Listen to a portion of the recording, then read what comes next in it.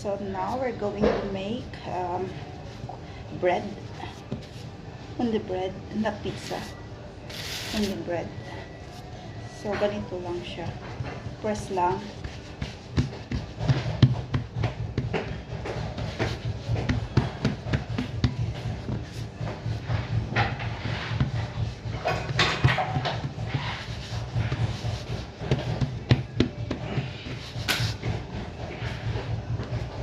So ang gagawin is paoblong. So kailangan natin siyang hila. So, ang forma nito pag nasa baking stage na siya is para siyang pillow. Pahaba siyang ganyan. So ito yung bread. So preparation lang to, mamaya pa. Itatawag lang nila yan pag i-bake na. So pahaba lang guys, ganito lang. Tandahan lang siyang i-stretch. Ganyan.